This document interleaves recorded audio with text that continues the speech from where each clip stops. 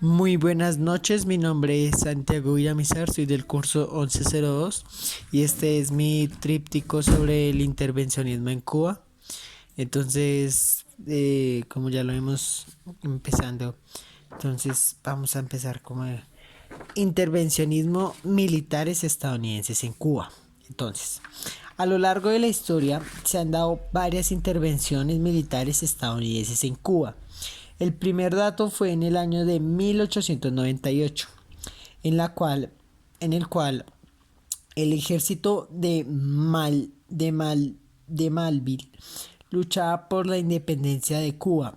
Para dicho año, Estados Unidos le declaró la guerra a España también. Y como ya lo sabemos, España fue derrotado en breves meses y no tuvo como una cierta dificultad hacia esta gran potencia.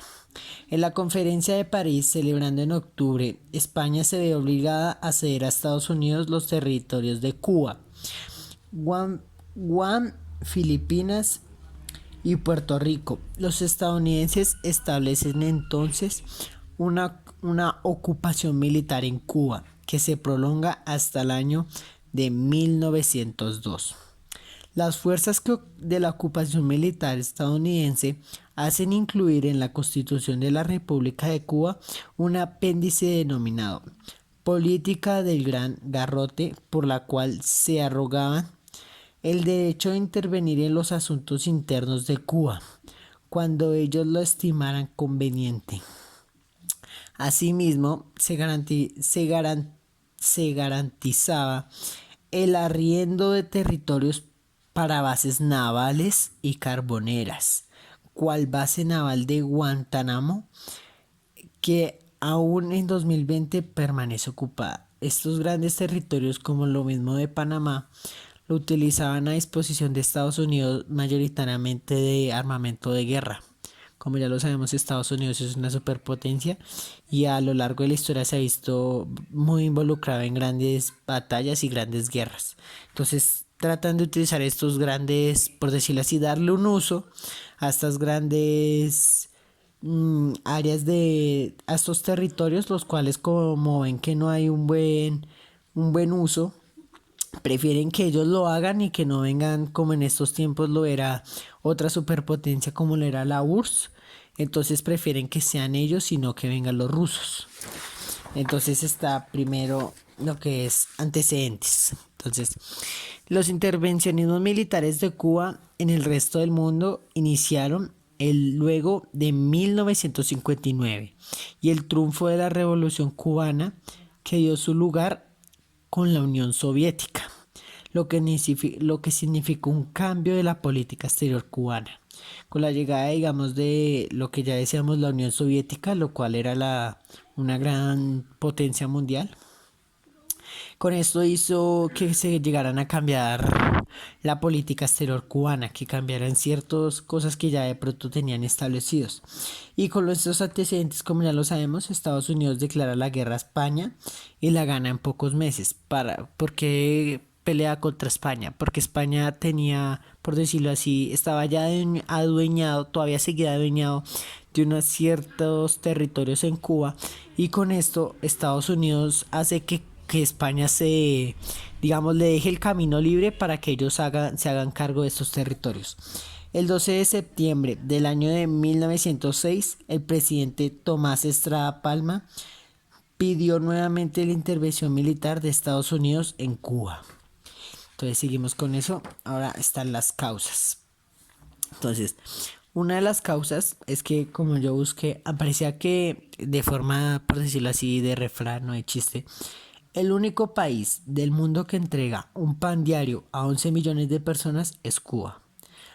Como ya lo sabemos, Cuba antes tenía, por decirlo así, era uno de los mayores creadores de azúcar, y que con esto pues también hacía que lo que era Estados Unidos se interesara mucho en esta área. Entonces también el mercado cubano era una prioridad para el desarrollo de este país por tres razones. su potencial económico, pues como ya lo dije, esta región de pronto por ser así, al no tener un buen, por decirlo así, un buen gobernador, una buena figura autoritaria, entonces estaba a disposición de Estados Unidos y con esto la potencial económica que estos podían llegar a tener era exorbitante. Su ubicación geográfica, de pronto porque tiene grandes, digamos, lo que recibe del agua también y que le queda muy fácil para lo que es exportar hacia otros países. Y su complementariedad con la economía norteamericana. Cuando referimos al término de complementariedad, es lo que, digamos, le ayuda a que se complete todo lo que le hacía falta, la pieza que encaja para que Estados Unidos tenga una economía fundamental. Como ya lo sabemos, pues Cuba tampoco es un China o un gran exportador, pero para Estados Unidos sí se le puede sacar ese jugo, lo cual, como ya lo sabemos, le ayuda a complementar, a terminar esa pieza faltante.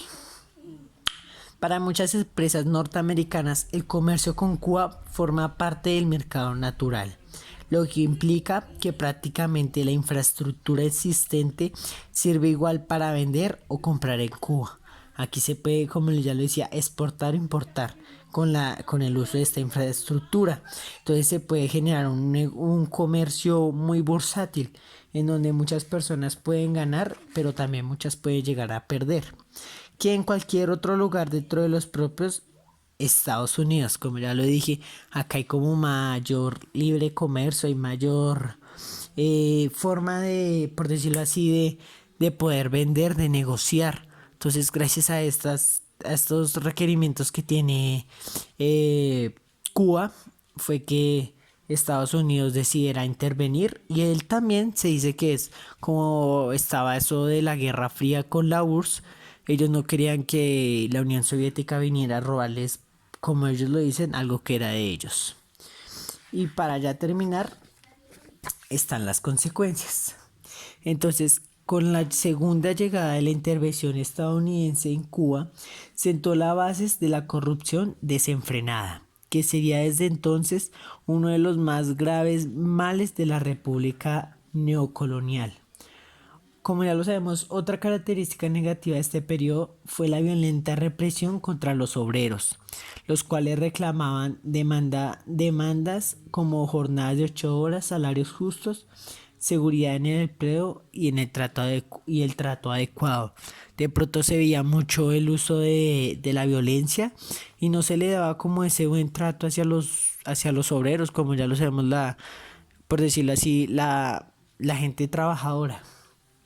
También la única acción proletariada que se envolvió normalmente fue la llamada huelga de la moneda, en demanda de que se pagaran los salarios en moneda estadounidense, que se pagara en dólares, porque la española estaba devaluada. El gobierno se mostró receptivo porque lo que le interesaba a Magón era generalizar el uso de la moneda estadounidense para contribuir al afianzamiento del control de los Estados Unidos sobre la economía cubana. Al permitir esto, también están, por decirlo así, abriéndole la puerta y dejándole el camino libre para que Estados Unidos también, con el solo uso de la moneda estadounidense, darle el dólar, ya le estaba dando como, así como se dice ahí, afianzamiento, como ese voto de seguridad para que ya pudieran llegar y empezar a controlar poco a poco la economía cubana.